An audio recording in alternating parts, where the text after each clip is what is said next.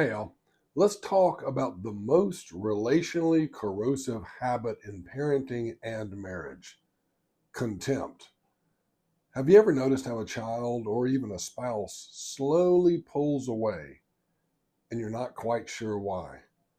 Not because of yelling, not because of discipline, but because of something much more subtle.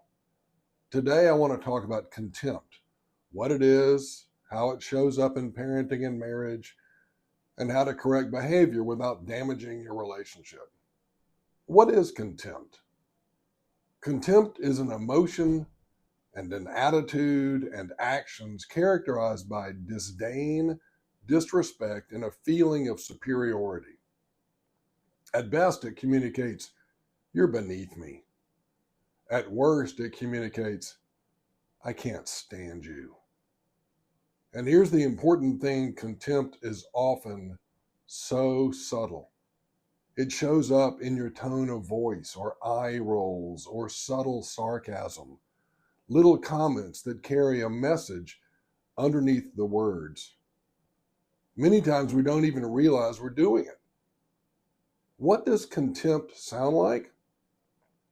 Well, let me give a few everyday examples. Your child spills milk, and you say, "I knew this was going to happen."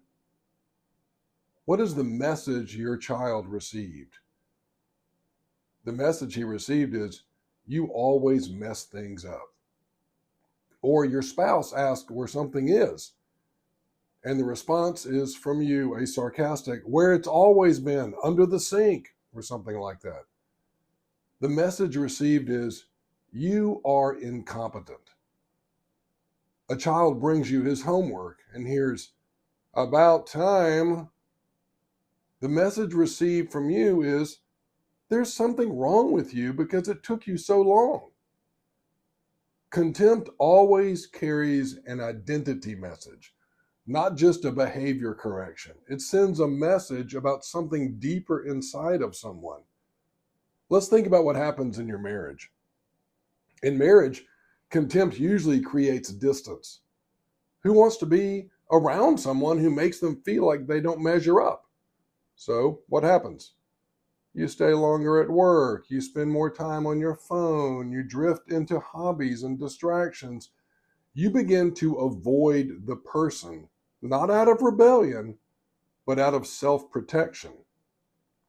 Contemptuous words and messages hurt, and the relationship erodes slowly but surely. Now, let's think about what happens with children. Children usually respond in two main ways. Some children begin to avoid the relationship with you just like spouses do. They withdraw emotionally because it's just too dangerous.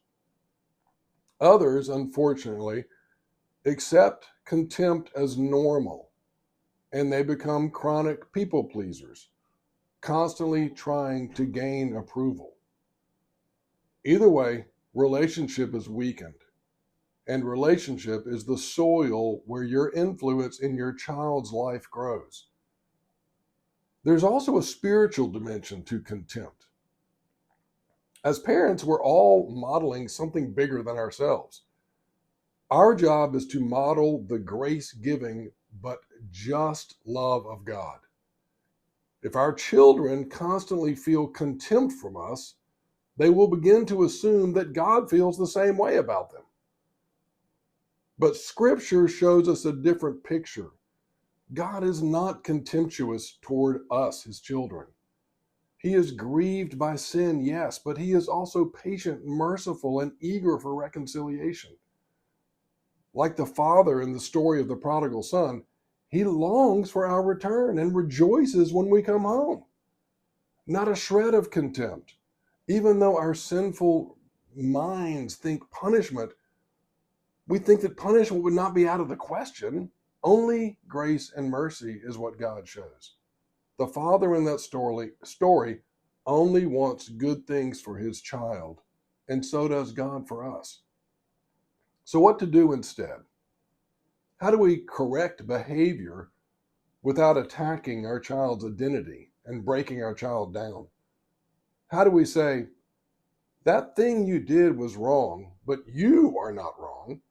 You are a good kid, but that thing you did was wrong. You have to separate behavior from personhood. Show grace. Always keep your relationship with your child in mind.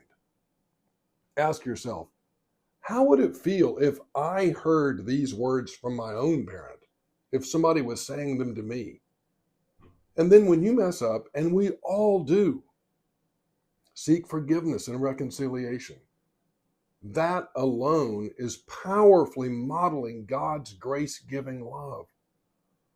All of this, it doesn't mean we avoid the discipline. It's one of the most loving things we can do for our kids. But discipline should shape behavior without crushing their identity. The message should always be, what you did was wrong, but you are loved beyond imagination. So here's the question I'll leave you with. Examine your words. How are you coming across to your child? Are you showing contempt, or are you showing the love of God to your children? Your tone, your facial expressions.